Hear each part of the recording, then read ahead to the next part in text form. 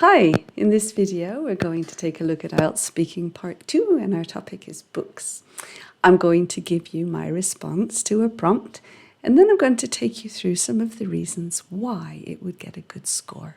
And right at the end I'll give you some tips. So here we go. This is my topic and this is my 2-minute response. I'm going to talk about a book called Collapse by Jared Diamond.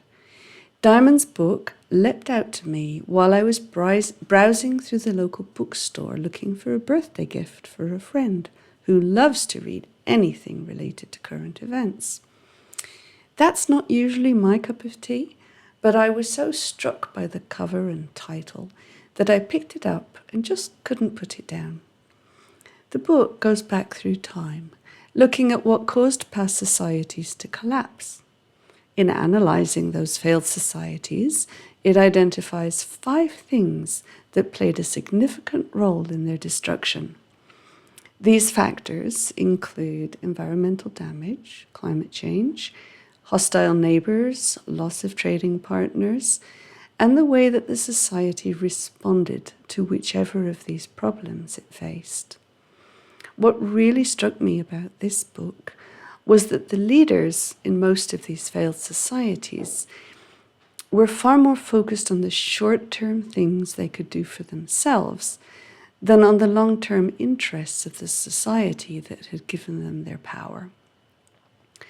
As something of an environmentalist, this book's impact on me lies in its provision of some reasoning behind why certain government priorities bother me so much, so I no longer get quite so worked up.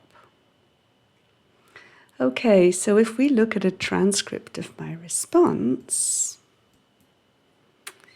you can see that I've followed the description of what they want from me to the letter. They've asked me to say what the book is, and that's what I've done. How I came across it, and that's what I've done. What it's about, and that's what I've done. Why it had an impact on me, and that's what I've done. So I haven't missed out any part of the prompt. If you take a look at the language I've used, you'll see that there are quite a few different phrases, idioms, and phrasal verbs, and they permeate my response right from the beginning to the end. I've also used a range of complex sentences. Some of them are built on subordinating conjunctions. Some of them are built on correlative conjunctions.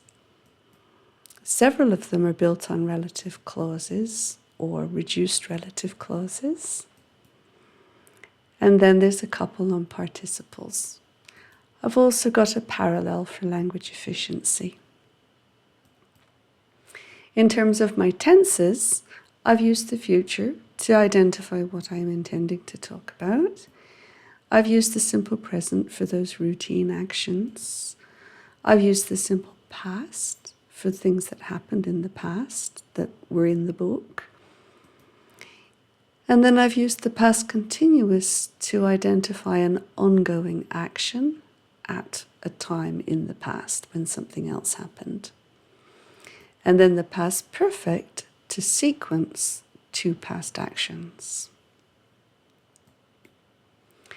So in terms of my tips for you, first of all, spend some time preparing 1 to 2 minute talks about different forms of entertainment, books, movies, sports, okay?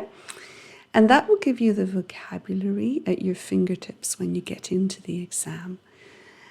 And you make sure that you know a couple of appropriate phrases, idioms, and phrasal verbs that are specific to books, movies, sports, and different forms of entertainment. Second, make sure that you answer all of the prompts on the card. They all matter. Don't skip any.